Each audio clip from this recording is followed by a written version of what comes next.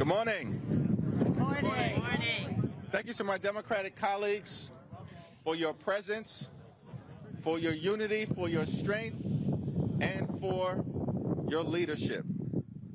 I'm deeply appreciative that we've been joined today by three extraordinary, hardworking American taxpayers, Heather, Jackie, and Jonna, whose lives are being upended by the government shutdown and the Republican health care crisis. And they are here to tell their stories. Donald Trump and Republicans in Congress have shut down the government 15 days ago. And they haven't done a damn thing since to try and reopen it. House Democrats are here, reporting for duty. We are ready, we are willing, and we are able to negotiate a bipartisan spending agreement that actually meets the needs of the American people, reopen the government, and decisively address the Republican health care crisis.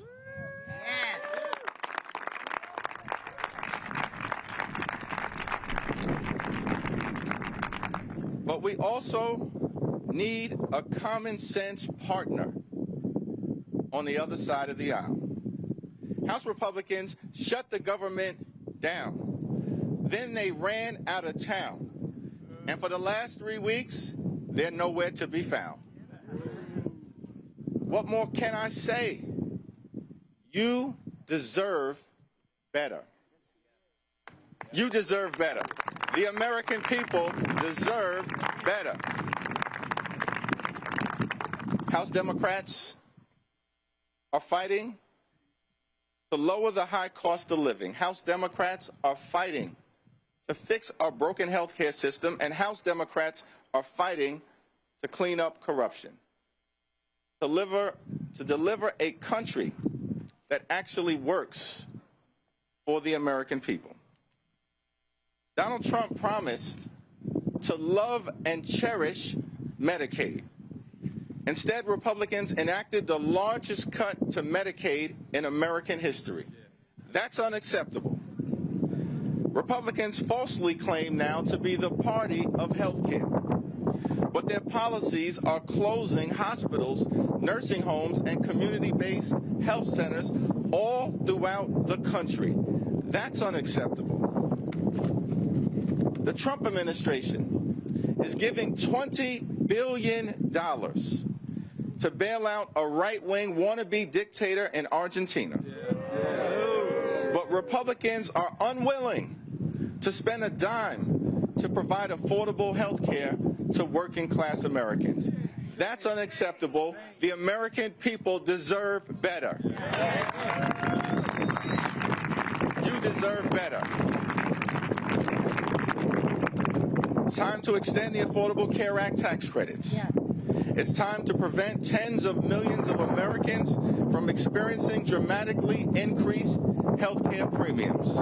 It's time to make sure that every single American can afford to go see a doctor when they need one. It's time to reopen the government and stand by our hardworking, patriotic federal workers, and it's time to do all of that right now. No further delay. House Republicans need to get back to work. House Democrats are in this fight for working class Americans. We are in this fight for rural America. We are in this fight for urban America. We are in this fight for suburban America. We are in this fight for small town America. We are in this fight for the heartland of America. And we are in this fight for black and brown communities all across America. House Democrats and Senate Democrats are in this fight until we win this fight on behalf of the American people. Cancel the cuts, lower the costs, save health care. It is now my honor to introduce a registered nurse and a principled health care provider from the great state of Connecticut, Heather Broth.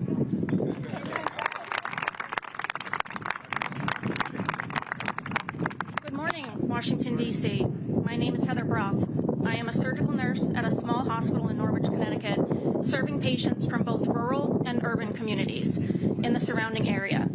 I'm also proud to be the president of our AFT affiliate 5149 in southeastern Connecticut. As healthcare workers, we take pride in giving our patients the very best care because that's what they deserve. We've long struggled with a healthcare system that's strained, which is hard, as it is, but we know it could be even worse. Today I'm here to say that we now are deeply worried that it will be much worse. We know a healthcare crisis is just around the corner because the big, ugly bill law enacted by Republicans in Congress and the Trump White House, it's coming.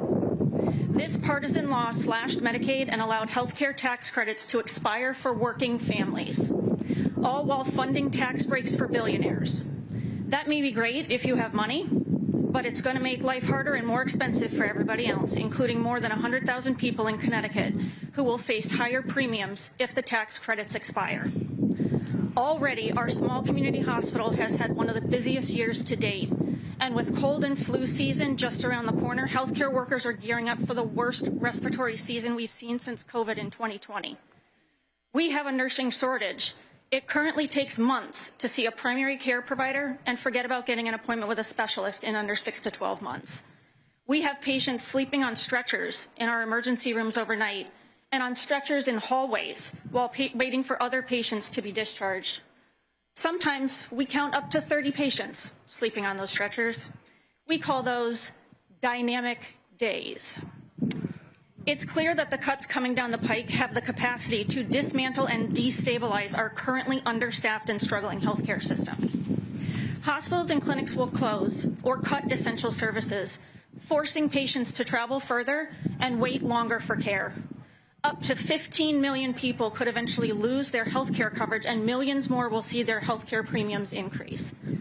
Our communities can't afford groceries right now. How do we expect them to afford significant rate increases to their health insurance? And we know that rural communities will face higher premium increases than other communities if the health care tax credits are allowed to expire. Nationally, nearly a quarter of farmers and ranchers get health care coverage through plans supported by these tax credits. Entire communities will be devastated if the politicians in charge of Congress and the White House don't take action now. The frontline workers are scared. Everyone who's concerned about their own health or a loved one's health should be as well. Asking our friends and neighbors who can't afford food or rent to pay on average more than double out of pocket for their health insurance premiums is going to force people off their health insurance. That won't stop people from needing emergency care, regardless of whether they live in a blue or red community. Communities will suffer. People will get sicker. It's not at all a stretch to say that some of them are going to die. But instead of working with Democrats to lower health care costs, Republicans shut down the government and took a vacation. Many of our patients are hardworking Americans who are about to receive notice that they're losing the tax credit that allows them to afford health care, and Republicans are okay with that. Republicans control Congress and the White House. They should return here and do their job.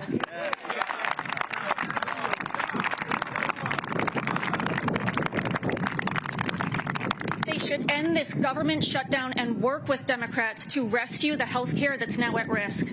Our patients and communities deserve no less. And now it is my pleasure to yield to one of my siblings in this fight, Jackie.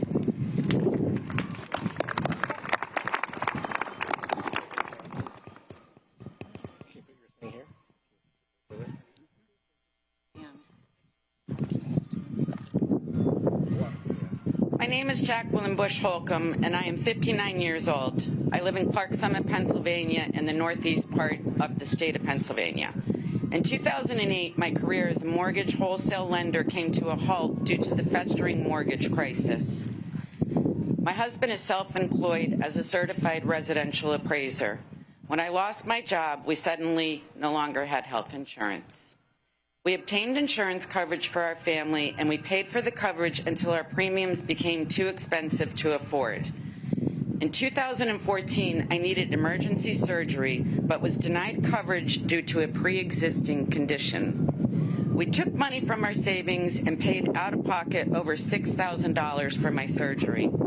I appealed the cost of my out-of-pocket expense for my surgery and waited for a determination. We continued to drain our savings to pay for our health insurance premiums. While waiting for my appeal determination, our premiums increased dramatically. We were at a point where we could no longer afford health insurance. And then in 2015 came the godsend, the Affordable Care Act. We have received health insurance from the ACA since 2015. I currently work for my husband and his appraisal business. Our income fluctuates due to the real estate market. We update our income for coverage through the ACA accordingly as required. Our annual premium rate fluctuates, and we adjust our budget for coverage as we depend more and more on health insurance as we age. Our premiums are likely to double or even triple next year because of Republican cuts to the ACA. We will not be able to afford this drastic increase, especially since our other costs like food are going up as well. My husband is 62 years old and I am 59 years old. We cannot afford a sudden increase for health insurance, and we will have to go without coverage. We are just one American family having this discussion and realizing that we are taking a gamble on our own lives. We have depended on our health care coverage to keep us healthy, and I am thankful to say we are healthy right now. By forcing us to go without health insurance, Republicans will steal the good health from us that we currently have. Instead of working with Democrats to find a solution, Republicans have shut down the government and fled D.C.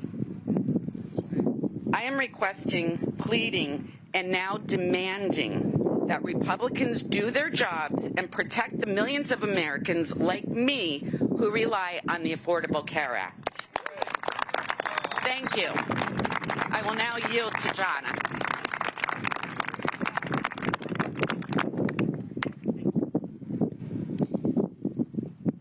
My name is Jonna Higgins-Fries, and my family has lived, farmed, and worked in Iowa since the 1850s.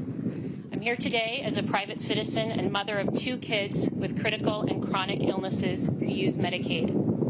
When Senator Joni Ernst and Representative Marionette Miller-Meeks were voting for the big, brutal bill to take working people's money away from Medicaid and Social Security to give handouts to the rich, someone shouted to Ernst that gutting Medicaid would kill an estimated 51,000 people next year, and Ernst said, "We're all going to die." My babies were both sick. My babies were both sick from the instant they were born in Iowa City. My older son already died. He was born in cardiac arrest. I lay in the silent delivery room while the doctors and nurses were scared, waiting to see whether my kid could be resuscitated. So I don't need my elected officials to tell me that we're all going to die. I need representatives like Miller-Meeks to stop stealing the money that helps my kids have a good life.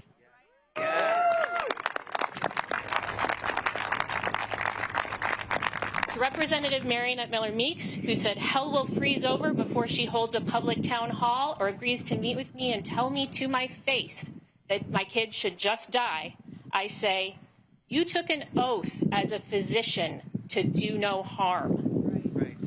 But you have shut down the government because you refuse to make sure people can go to the doctor and get their medications.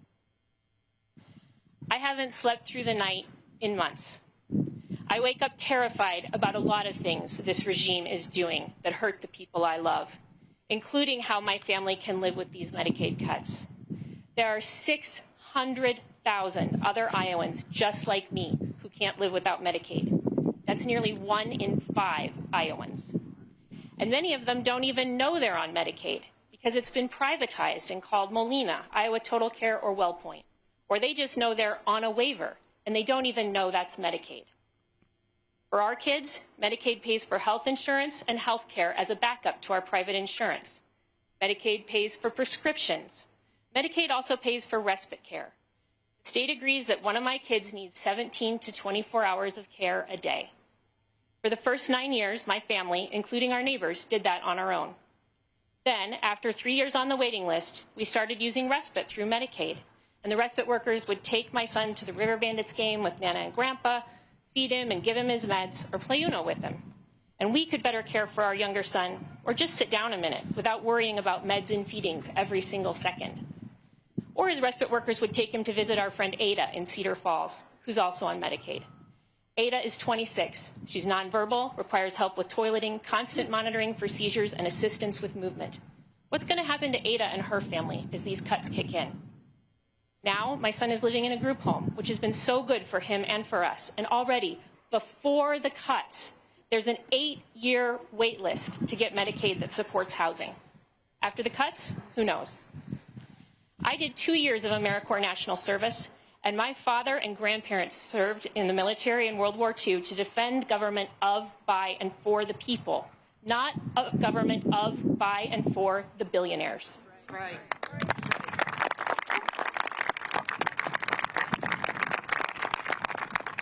We are the richest country in the history of the world. I don't know why we let Republicans waste our time saying that we can't provide health care for everyone. There's enough for everything for everyone, as long as we don't let Republicans and the rich steal more than half of it off the top.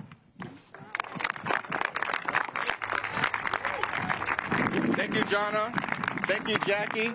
Thank you, Heather, for sharing your powerful stories on behalf of the tens of millions of Americans who are in the line of fire as a result of the unprecedented Republican assault on health care in America. It's time to reopen the government. It's time to enact a bipartisan spending agreement that actually makes life better for everyday Americans. And it's time to decisively address the Republican health care crisis. Democrats are in this fight until we win this fight for the American people. Thank you all.